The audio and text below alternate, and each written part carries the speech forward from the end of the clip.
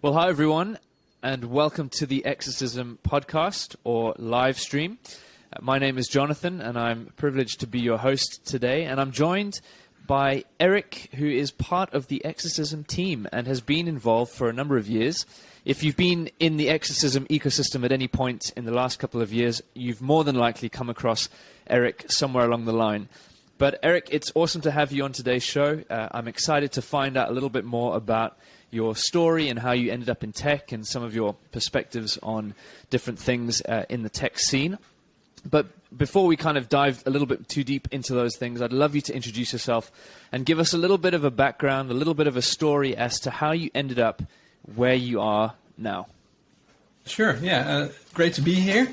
So I'm Erik, as you probably already mentioned.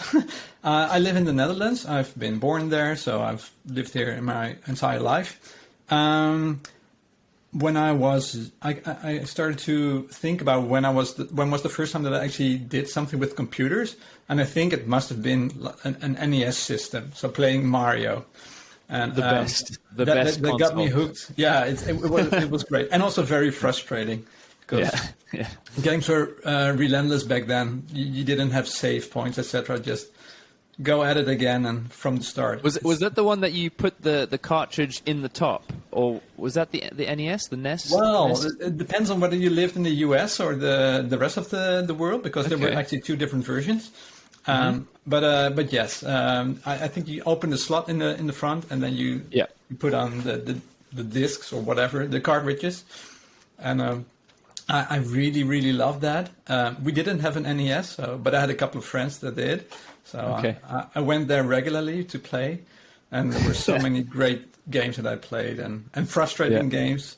But it was such a great thing. And then that sort of got me hooked. I think that's how many programmers get hooked with trying to be a programmer, just by wanting to build a game, which spoiler alert, I never did that. I'm not a game developer. But never did it, yeah. No. But that was the reason why I started liking computers. And then my dad had an incident before I was born, so he was paralyzed below his shoulders. So he was in a wheelchair, but he was always at home, so that was great. So I had a dad who was home 24/7, so it was always great to come home. And he also liked computers. So at some point I think I was maybe 10 years old or something like that. He got this really not so fancy computer. I think it was an X286. It was in black and white, and it had MS-DOS installed on it. And you could play games. So there were so many games, and I got some dads from my friends who got me games, and you had to print out all the sheets with the passwords to be order to actually boot up the game, because it was password protection. It was like the manual. You can't get away with that right now, but back in the day you could. And I love playing those games, but I also love to sort of try and figure out how it worked. And I broke my computer. I can't even recall how many times. So I had this help desk, which was a dad of a friend of mine who was really good with computers. And whenever I had broken my system, I would call him, and he would be very gracious and come over and help me fix my system. But I still remember me being in panic mode when I figured out that I couldn't actually get out of this issue. So, but I learned a lot from that. So. Was that in the time when, because I remember having like Flight Simulator on a floppy disk, and I remember saving up for this thing for years, and then putting it in, and then it just would never load up on those little floppy disks. So that was one of my massive frustrations. I don't think I ever got past the point of trying to figure out how to fix it. But was it kind of games came on floppy disks, and you had to got a little cartridge that you put them in and uploaded? Yeah, sometimes you had multiple floppy disks. So it was actually a great period, and I loved MS-DOS and just figuring out what I could do, and I figured out what I couldn't do. So it was really cool.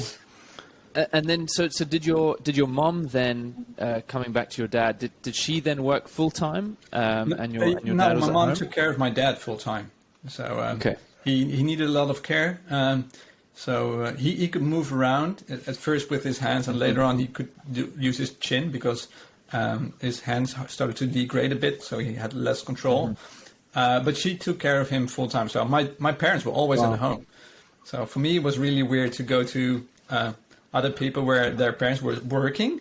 So it was the end of the day, and the parents were still not home. To me, that was really odd. But yeah, it's just a different situation. Yeah, and did you have siblings that you around you as well? I do. I have one sister. She's 3 years younger than I am. Nobody would ever tell that we're siblings. We're so different. But I used to fight a lot with her, but now we're totally fine. So it ended up well. Yeah, that's good news. That's good. And she didn't like computers, so she wasn't like invading my computer time. Okay.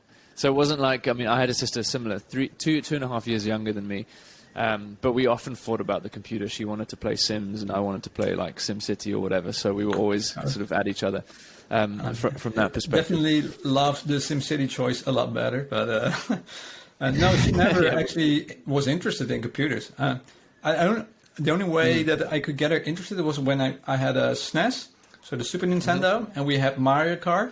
And she did like Mario Kart, so we played a lot of Mario Kart together. Of course, I always won because I had far more practice, but she still liked it. So of course, no, that's cool. Okay, so you got a computer, you start messing around. I mean, MS DOS. Correct me if I'm wrong. Pretty low level. Pretty low level, yeah, absolutely low level. So that probably warmed you up a little bit to sort of coding and what's going on there, and then. How old were you when you were playing around with that system?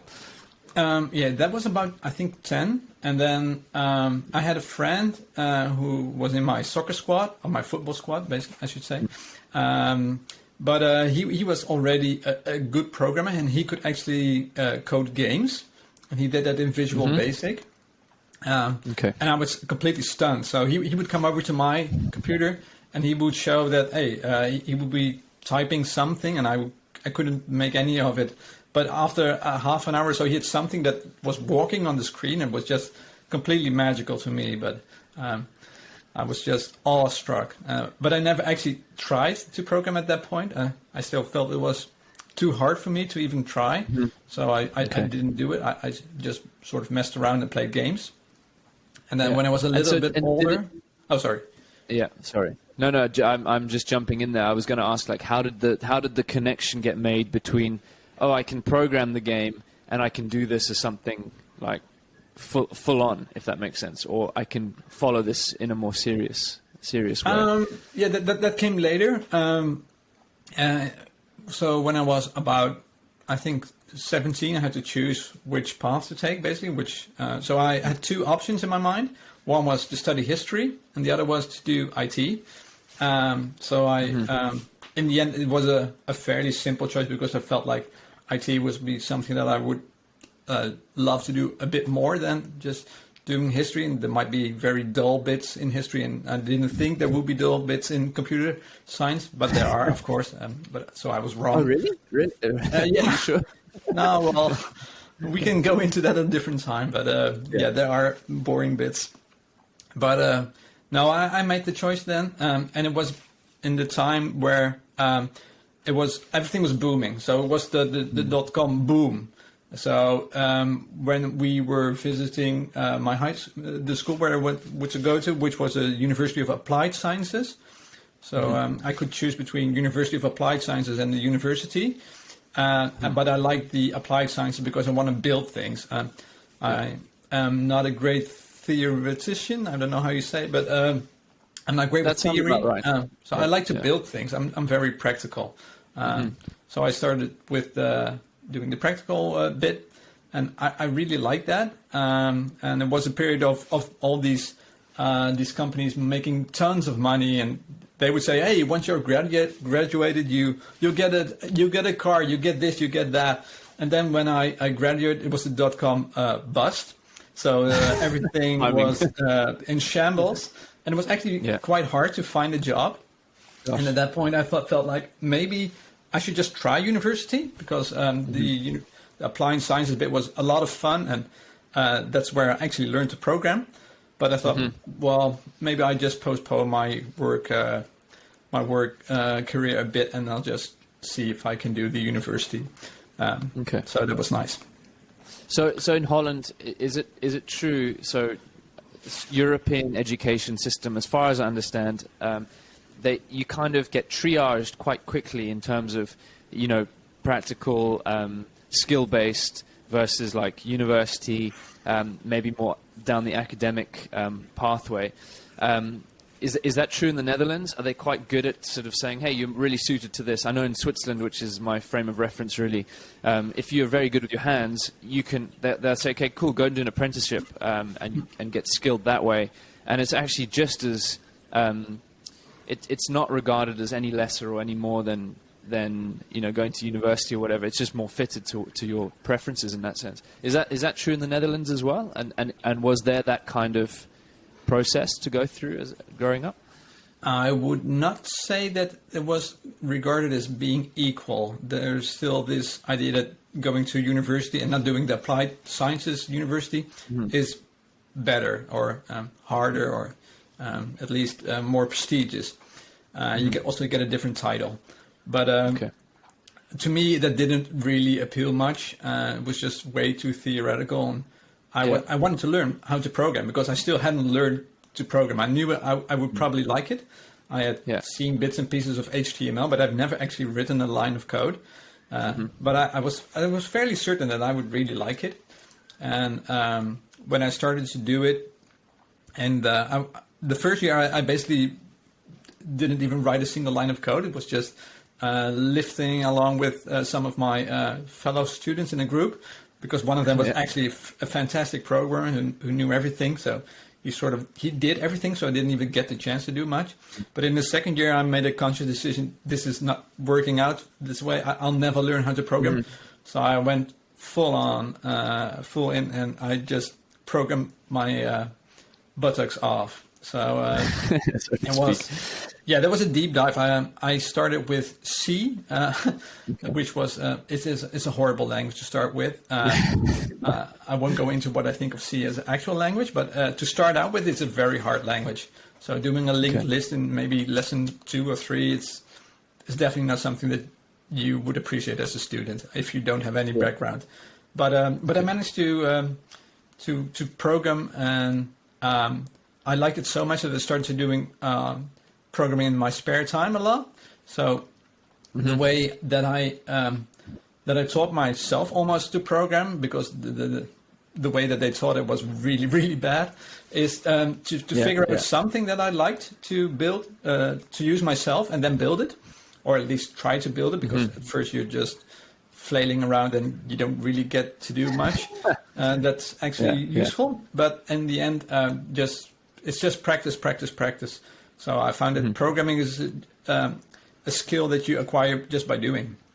So you can get all the theory you like and watch, 10 million videos.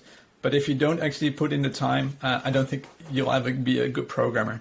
It's just, you have to do it. And it's a big step. I still remember being able to read code. I was quite pleased with that.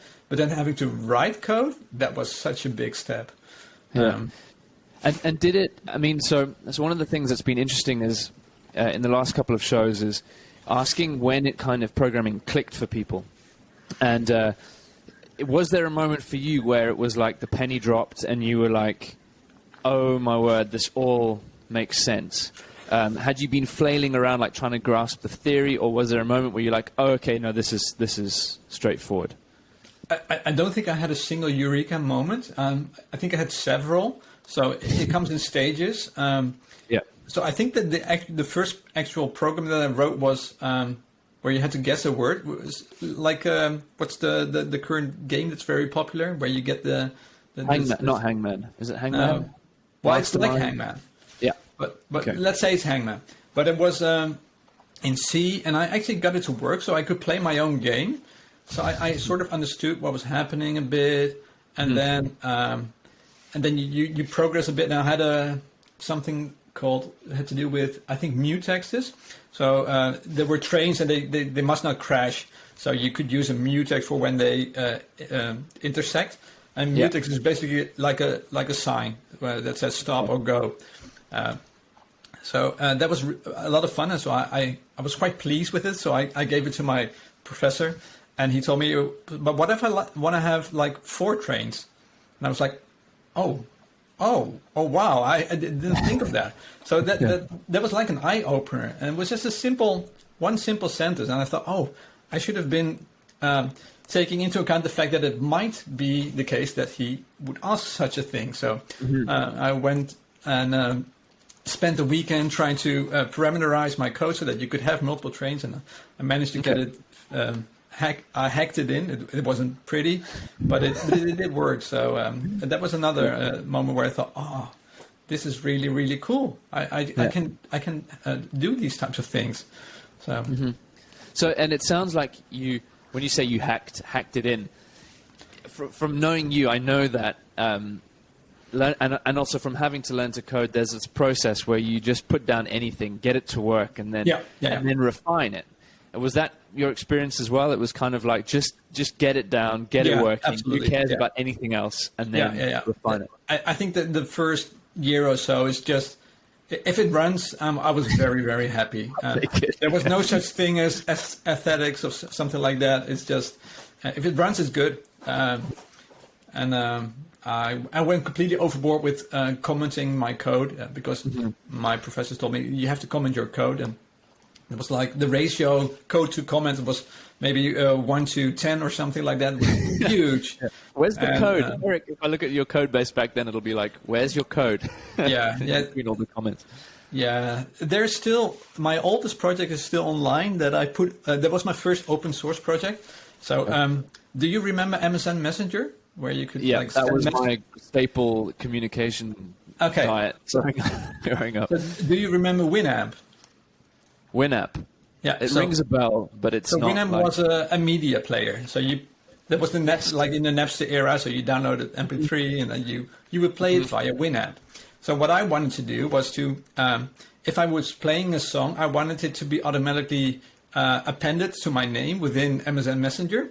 So and I was quite keen on doing Windows programming back in the time. So that was Win32. It was very old-fashioned, not what we have right now, but very low level and very cool stuff too. So I built a plugin in C++, which was my favorite language back in the day, but I also knew 3 languages, so it didn't say much. But I built a plugin, so if Winamp was playing, it would get the name via fancy Win32 APIs, and then it would update the name that you had in the Amazon window. So everybody could see which number I was playing. And I actually put that online because I thought maybe other people would like it. I think it was on SourceForge, which is now no longer being used by anybody because I think they had some issues with privacy or something like that. But actually other people in the world used it, and I was so amazed. I could see the downloads that, I don't know, a couple of hundred downloads, and people were using my software that I wrote. And it was like the best feeling ever. And it was my first open source program. I never really had imposter syndrome.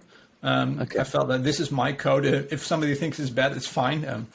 It works, so I was happy with it. And I can learn from other people's comments. So I was never one for imposter syndrome. People that know me would not be surprised.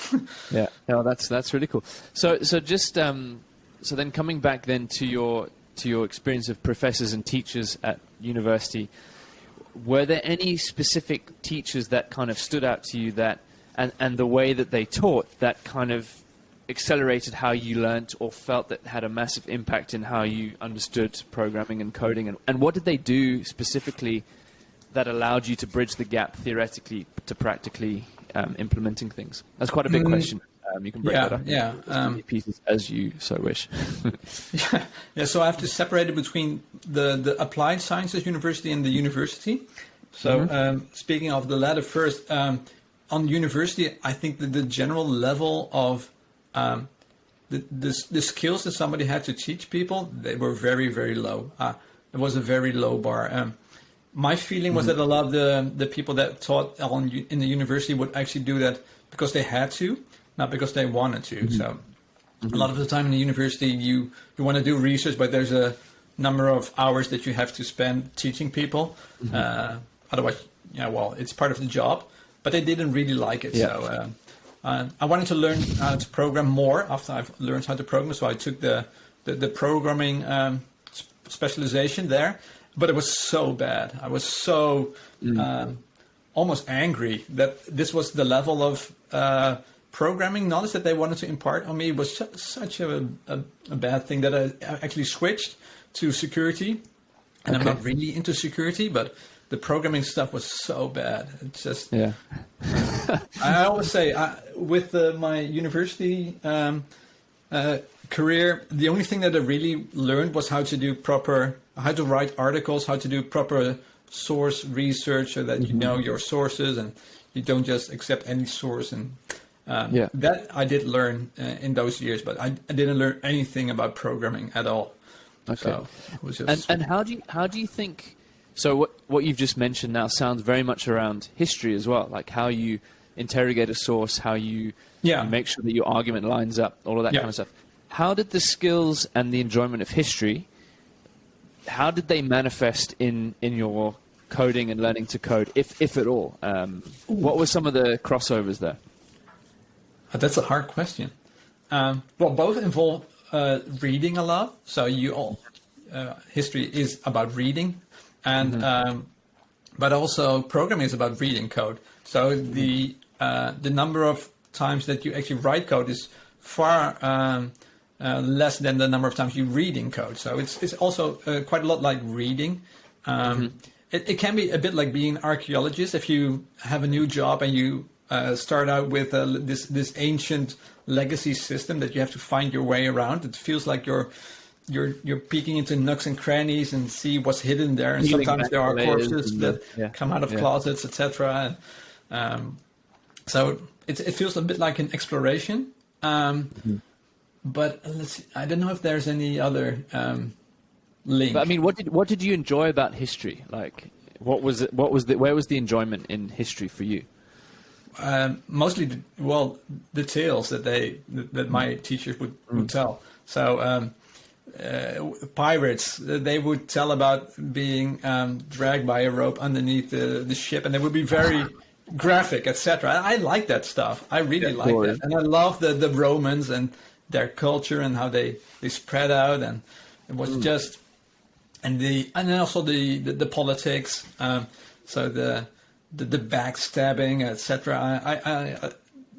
I so love that. I also had Latin in my high school. I didn't care for Latin at all, but I so loved the stories that they.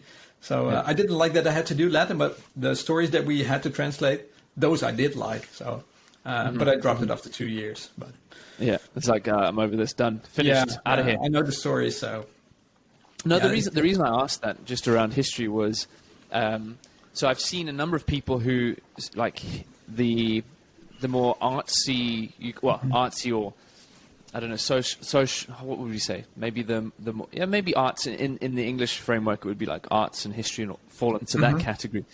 But I've increasingly seen people who've enjoyed that kind of space transitioning over to learning how to program, and the reason I'm interested is that there's clearly overlap, and trying to map that out a little bit has been a hugely interesting part of the conversations that I've had with different people, and it feels like if you can have a big picture and you can have a multidisciplined approach across the different things that you study, bringing that into programming is hugely beneficial, because you're able to apply different skills into the programming space.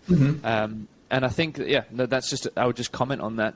So it's interesting that you loved history and now you have experience in over 30 different programming languages, and you're maintaining a lot of those. Well, not maintaining necessarily, but you're heavily involved in managing all of those on Exercism. Can I get back a little bit on what you just said? Yeah, jump in. So you mentioned that there are a lot of different types of people, different interests are doing programming. But one of the reasons that I think that is the case is because programming appeals to both very technically minded people, because it's well, there are strict rules. Languages are very fixed. There's grammar, there's syntax. There's a lot of stuff that's really that appeals to people that like things in a certain way. For example, if you're a physicist, you like rules, you like laws, etc. And there are things like that in programming, but it's also like an art. And so sometimes people compare to writing a book, and I still think that's probably one of the better examples. That I don't like the building a house stuff, because no house would get built if we would build our software like building a house that we did. But it really is both a science and an art, I feel. So Jeremy mentioned this lately in the dig deeper stuff, that with a very simple exercise, people can come up with hundreds of different solutions, even though you think, hey, there should only be one way to solve this, but there are always more than one ways. And that's what I loved about programming, that you could have something that works, but then you can explore, 20 other options, and you could write and you see, hey, this works too. And it's this combination of both being an art and a science that I really like, because I think it's also the only way where I can actually be creative. I'm not a creative person at all. I have a left and a right hand, but you could tell, you wouldn't tell if I would do something around the house, like chores or carpentry or whatever. I'm not good at that, which is also because my father couldn't really teach me. Yeah. But I was really not interested in that. But well, it's really interesting you mentioned about creativity. I'd never really thought about that, because for me, I did art at school. So I've done music. I sort of play guitar or whatever. And so for me, the framework that I have for creativity has always been in drawing or in music and stuff. And I'd never really considered the creative aspect of code. And now that you mention it, so how does that play out for you? Like, do you play an instrument, or well, you enjoy music? I know you enjoy music, but I'm just trying to bridge those two things.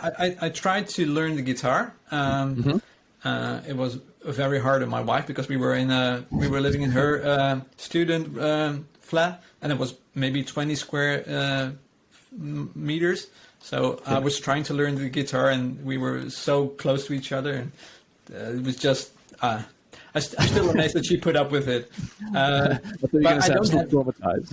I don't have any innate talent for doing an instrument. I had to work really, really, really hard to get to a certain level, which was really low still.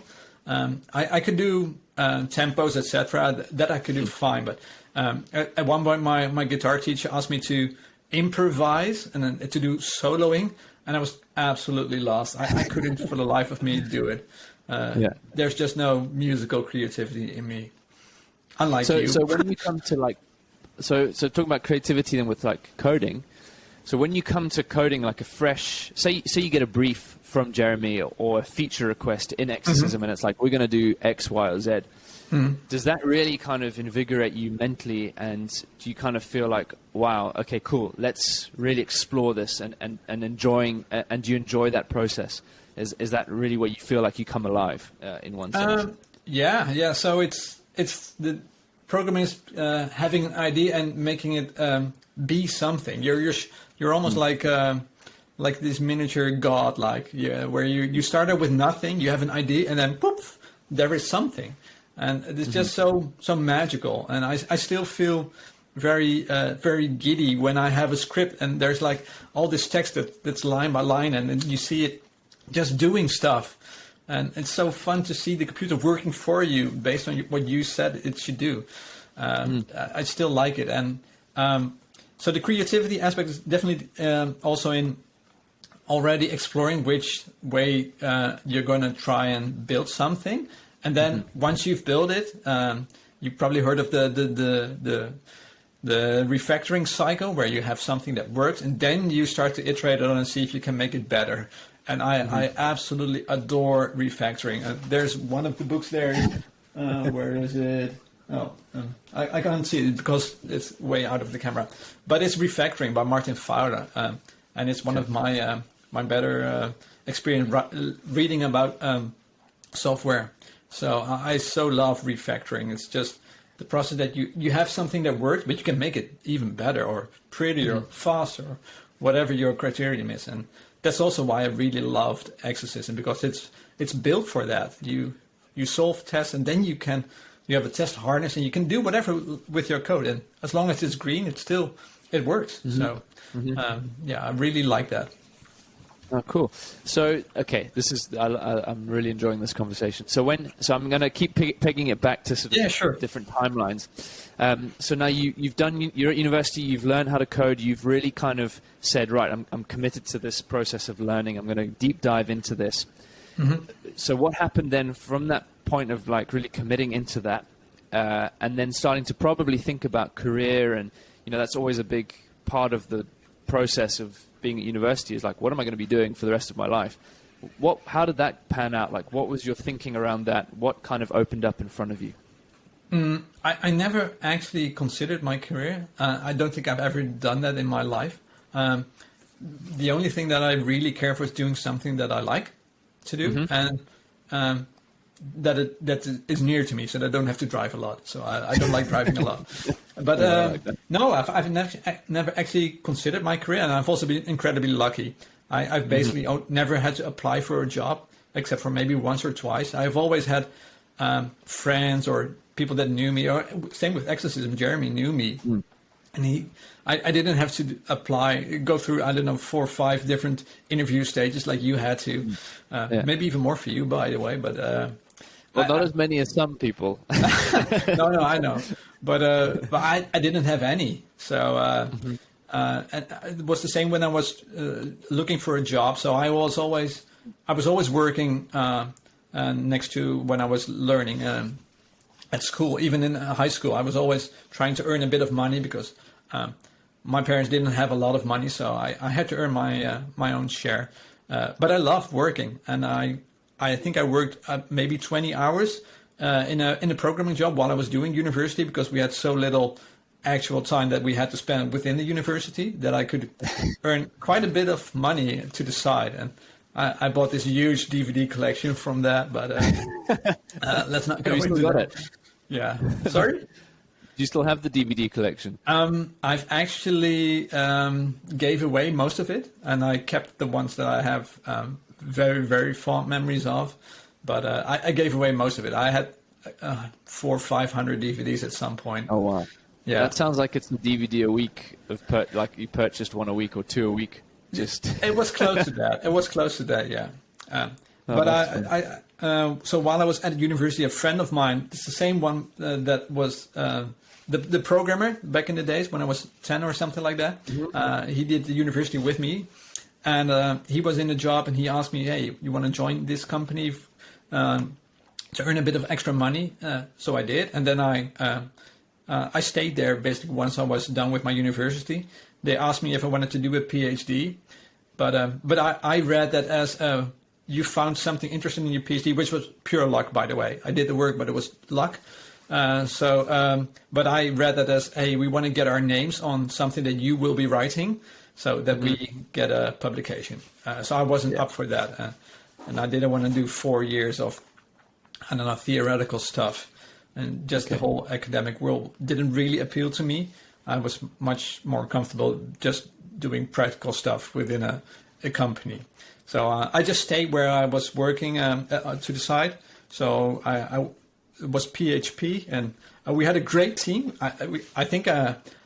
except for maybe now our current team, I never worked in such a diverse and very capable team, but we were led by management and was so bad. There was such a disgruntled tech environment there. It was not good, but I still had a lot of fun. But PHP is not my favorite language. So I was keen on C#. I've been a C# fan from when it was still C# 1.0, so it was quite rough around the edges back then. I ordered books from America, and I had to pay some additional tax, and it was quite expensive in the end, but I still really, really used that book a lot. And then I said I want to do C# for a job, so not just on the side. And I applied. Actually, it's also for the university, but it's not doing research or anything like that. It was like support more for the different parts of the university. Yeah. And Okay, cool. I did C# for 7 years or so. Oh wow. Yeah. That's cool. And so then where did Exercism start featuring? Because you just tell me the story there. Because you started as a volunteer or as a contributor, right? And then you've kind of built up from there. While I was working at university, they were very liberal with allowing you to do to study things or to go to conferences, etc. So at one point I had heard of something called functional programming, and I thought, hey, I don't know about this. I knew they taught one optional lesson at university, but I didn't actually do anything with it. And I thought maybe I should be learning functional programming. Maybe it will be fun. And I got another colleague of mine who wanted to join. So we did a free course, a Scala course on Coursera. You have to pay if you do it right now, but back in the days you didn't have to. And it was taught by Martin Ordesky, who is the author of Scala, which is a functional language that we also have on Exercism. And I had a lot of fun learning functional programming. It was also quite a bit of a mental struggle at times because it's a really different way of thinking about things. But I sort of I persevered, and I really liked it. And there was this forum where you could discuss with other students, for example, exercises that you weren't able to solve. But some people asked, what research can I be using if I want to learn more about Scala? And somebody mentioned, hey, try Exercism. They have this amazing thing where you get to do a lot of different exercises, and they're like small puzzles. And I thought, hey, this sounds good. So I joined, and I did the Scala track, and I really learned a lot. And that was my, I dipped my toes into the world of functional programming. So I thought maybe do the deep dive, and I went to Haskell. And that was a really deep dive for me at the time. But there were a lot of, it was Exercism V1. So just people would comment on your code. There was no formal mentoring system or anything like that. But the Haskell people were absolutely fantastic. So I basically learned Haskell from them. I did a lot of Googling and found some really odd solutions. I made some odd solutions, but they would always try and guide me towards something that was idiomatic Haskell and nice. And it was such a great experience that I thought, hey, I should probably be doing this myself to other people. Maybe I can help too. I've always liked helping. So I thought I'll do C# and I'll just comment on other people's C# code. So I liked that. And then I saw that, hey, the C# has, 40 exercises, and Haskell has more. Why is that? So I tried to figure out why that is. And hey, you could submit pull requests to Exercism and add new exercises. And that was the thing that got me hooked. And then I was just doing exercises every single weekend, adding them.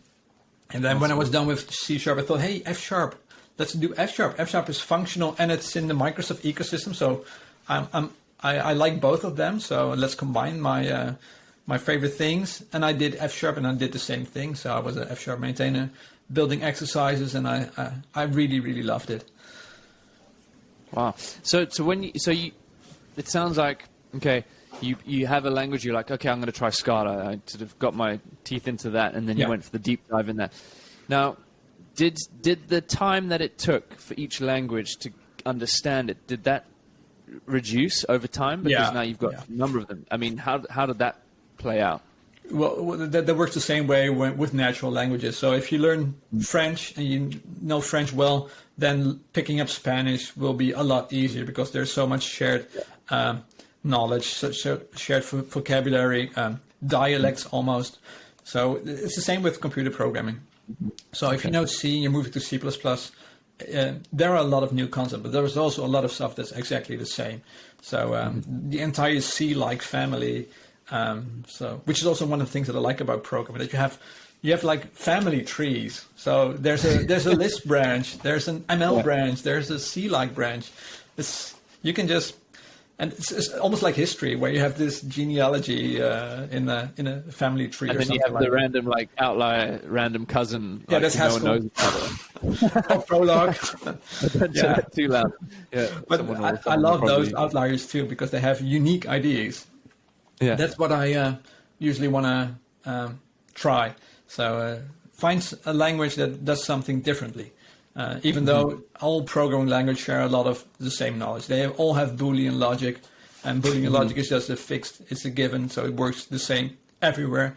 You might need to do 2 ampersands, or you do and as a word or something like that, but the basics are still the same. So once you've got those basics, you know them well, you can apply to other languages more easily. No, that's cool. And Erik, when you look at people who learn to code and you take your own experience into consideration, what are some of the behaviors and the things that people do in order to learn to code? And I'm sure there's crossover in a lot of different disciplines. And I mean, you mentioned sort of just you committed and you just like deep dived and you just wrestled that thing until you understood it. Are there any other kind of behaviors or things that people do who you've seen who you're like, yep, they put themselves in a position to learn really well? I've always tried to encourage people to build something that they would like to build. So when I was learning PHP, I built something that kept track of the IMDb top 250 movies that I've seen. So I was watching a lot of movies, so I wanted to check every single one of those movies. And I learned a lot of PHP and MySQL from that, just by building something that I wanted to build. Because then you persevere. If you hit a roadblock, you want to not stop, but you want to continue. You want to fix it. You want to have it work. And I've given the tip to several people that have started to learn to program, and it has worked well for them. And nowadays it's so different than when I was learning to code with Stack Overflow, etc. There's so much knowledge that you can find online. It's also hard to find the right resources. So that's where I think that Exercism can really shine, because we can be gatekeepers almost. Like we have people in our community that know what the right resources are, and that's one thing that I see new people struggling with. So and also that there's this. It's you almost never get resources where you actually start from scratch. You're usually the Exercism audience is one language at least, and then you move on to more languages or dig deeper into that language. But it's not for people that don't have any programming background. So you don't know what a for loop is. You don't know what variables are. Strings are something completely different in your mind. So string, it's just a ball of string. Yeah, I always get weird looks if my wife sees that I'm talking about strings. It's a different thing here in the Netherlands. So. Yeah, I think I know what you mean. So now, like, okay, I've got some interesting questions that I wanted to ask you as well. Mm-hmm. So one of the things that we've talked about in a bunch of different shows is this whole concept of the hill that you would die on in tech. So obviously, tech is I'm going to make some massive generalizations here, but in the last couple of years, it's probably true that more and more people have become aware of coding and programming. And in the past, there was probably a smaller number of people who kind of knew how to navigate in that space. Mm-hmm. And obviously, as this industry is growing and growing and growing at quite a swift pace, there's obviously a lot of opinions and people still working their way and trying to find out where they sit on certain things and certain topics. So this whole concept of the hill that you would die on is basically, what opinion do you hold that you would really fight for or defend in a healthy way, obviously, but what is the one thing that you would defend and you would like peg down and be like, I'm not moving from this point, and you have to defend it, but what would that be? I have a lot of those opinions, but I think the one that I would like to explain here is that you should be learning more languages than you already know. So try out new language that you don't know, and try out language that are very different from what you already know. So it's very easy. So if, for example, if you know, I don't know, C#, to just stay with C#, and that's fine. But if you manage to find the time and the will to try something else, for example, F#, or I don't know, try Kotlin, just do something different and see what are the differences. You'll be a much better programmer. I am absolutely 100% confident that me learning F# has made me a better C# programmer, even though they are different languages and they They have different philosophies, but there is so much overlap between languages nowadays. It's when languages were still quite young, there, for example, Lisp looks nothing like C, but so functional languages were very different from imperative languages. But modern languages like C#, like Java, like Kotlin, they like Rust, for example. They take inspiration from other languages too, but also functional languages. So when I was in university, it was always like the running gag was, "Oh, functional programming is great, but nobody's doing it." So, but that's no longer true. Even though you might not be working in a functional language is everywhere. JavaScript has a lot of functional concepts. C#, there's advanced pattern matching, there's link, there's so much functional stuff. And what you're seeing is that languages are borrowing concepts all over the place. So it's not as clear cut what language is a functional language and what language is just an imperative language. It's more of a mismatch now. But I still think that there is a lot to gain if you start learning a new language. Some people said learn a new language every year. I try to do that. I can imagine that will be annoying for people and they will be overwhelmed. But try at least one different language and try and have it be a language that's slightly out of your comfort zone. And I promise you learn stuff. You'll learn a lot and you'll become a better programmer in general. And also for your language that you're already working with. Do you foresee in the future, because obviously people are making new languages to meet a specific need. And so you're saying the imperative and the functional the two kind of merging up a little bit. Do you ever see a situation where languages are going to fall away and we're going to be left with a couple of kind of core languages? No. I think we're way too opinionated for that. So there will always be new languages. There will be new languages every single day, which is fine.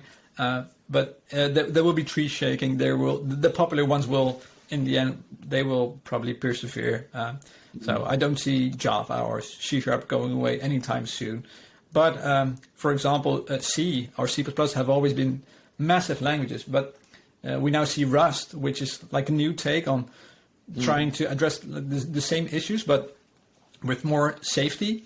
So built-in safety, and it's a fantastic language that I actually should be learning more about. But it's interesting to see that that Rust is now slowly making its way into the same for the people are starting to use it instead of C or C++, which is a very good thing, I think personally. But for example, in Linux, you can now write your drivers in Rust. So it used to always be C++, but they now support doing drivers in Rust. So that was quite a big step. So I think there will still be languages because it's you can't make a language that suits every single purpose. So that's also one of the things why I think you should be learning multiple languages, because different situations ask for different languages. So you can try and it's like treating a what is it a hammer like a saw. I don't know what is the expression. I'm not sure at the top of my head, but okay. I know what you're saying. It's like, okay, you need a saw, but you only have a hammer. What are you going to do? yeah, it's something like that. It's a nail. I think it's with a nail and a hammer, something like that. But I'm not good at proverbs in English, but I'll not bother you with the Dutch version. But it's basically if you only know C#, and there's maybe a temptation to use C# for everything. But there might be better languages for doing systems programming or, I don't know, AI than C#. Even though you can do it in C#, it doesn't mean that you should. So if you know more languages, you'll probably be better suited to making a good choice that's more suitable to the domain that you are working in. No, so it's cool. Fun and it's useful. No, that's fantastic. Okay, so another question for you, Erik, with regards to the Exercism community. What recommendation would you give the Exercism community this week that you should strongly suggest they should try out? And it could be from anything. It can be, go for a walk, try a handstand. I know already what I'm going to say. So. Okay, you can have more than one if you want. Okay. I'll give you like 3. You can have 3 recommendations. Okay. The one that springs to mind is to check out the Dig Deeper tab that we now have. So we've started to we added a new feature, Dig Deeper, where you can, once you've solved an exercise, or at least once you've iterated on it, you can see approaches, which is the different ways in which an exercise can be solved. And that's basically how everybody was learning in Exercism V1 compared with the added comments, is by looking at other people's code and seeing how they solved it. So that's how I learned Haskell a lot, apart from my mental comments. Just seeing, oh, you can do it like this. And then you would try it out yourself and you would say, hey, oh, this is really elegant and I can do more stuff with it. And I can apply this to other exercises. So being able to find these different ways of doing stuff, that sort of harkens back to the art almost of the programming, the way that you can solve things in different ways. So there are these different approaches. So I've written articles and approaches on the reversing of a string. So that's one of the basic interview questions that you get with IT interviews. How do you reverse a string? In C# there are a couple of different idiomatic ways, but they are different and they have different performance characteristics. And one of them is really into performance, but it's less readable. So I like that you on the website, you can then, once you've solved it in a certain way, you can see, hey, there are other ways too. And these are the benefits of doing it like that. And these are the trade-offs. And it's these, not only that you can see the different approach, but also we try to write an introduction document where we help you choose between them. So there are always trade-offs in IT. There's never a solution that's, well, almost never, that's just the best. So you can always write things in a different way. So dang it. Yeah. So the most readable solution is not always the best performing one. So helping you with making the trade-offs, understanding the trade-offs and making a choice between different approaches. That's also something that we try to do with the Dig Deeper tab. So I've been writing them in my spare time now. I have so much fun just writing up this information and just sharing it with people. So I would really encourage people to try out either writing them or just reading approaches. I know not every single exercise has them. We've just started out with this feature a week ago, so we'll be fairly limited to a couple of C# exercises, but we will expand on this greatly. And we take community PRs for these types of things, and I'll gladly help you write and get this over the line. And you can share your knowledge of your language. So I think that's one thing that people always like. If they like a language, they would like others to like it too. So approaches are a very nice way of showing off what your language can do. So yeah. Cool. Okay, so that's recommendation 1 is Dig Deeper tab. Go check it out. Have you got any others for this week? Well, with the risk of sounding a very much exercism-minded person, I really like the Exercism forum. So one thing that in my career I've found is that it's really hard to find a tech-minded community of people that is a safe space almost, where you can discuss things without trying having other people make you feel either stupid or get into arguments or be combative. So I really like how we're trying to, with the forum, make this a very safe and a happy place for people, but also a place where you can meet up with very good programmers. So people that are very skilled and they have great insights into their languages or into the program space. And it's, I really enjoy just reading what other people have written. There's a thread on what are your favorite programming books. So, and I've already put some books on my short list of books to read, because there's just, you don't come across every single book, but other people's have, and then we can use the wisdom of the crowd, basically. Yeah. Which is, by the way, that's a great thread. I was really enjoying the depth that people were going into on that thread, and I'm sure there's going to be some real gold that we can extract from that. But no, that's really cool. Erik, I think if you want to have one more recommendation, you're welcome. But otherwise, we'll start pulling things in a little bit. But any further thoughts or comments that you'd like to No, share? not really. I was already struggling to find a third one. So. Okay. Well, I won't put you on the spot then in that case too much. But Erik, thank you so much for this time. It's been really cool just to hear your story, just to hear how that's crossed over into tech. I specifically really enjoyed hearing a little bit about history, and maybe that's something you might want to think about and share a little bit further about how history and coding and all of that kind of overlap at some point. But thank you so much. It's awesome having you on team, and I've definitely and will continue to learn a huge amount from you. Big shout out to you because you passed 100,000 rep points on the Exercism website. Yeah. I know you'll say that there's the reason that you did that is because you cheated, but that's still we'll just take it as a remarkable achievement anyway. So thank you so much. And if you are listening to this and you haven't come across Exercism, go check out Exercism, and I'm sure you'll find Erik somewhere along the line in that space. But Erik, thank you. Really appreciate it. And I will pause this recording, and we can just touch base off the back of this. But thank you for your time. My pleasure. And I hope you've enjoyed yourself as much as I have. I do. This has been great. Cool. Thanks a lot. Awesome.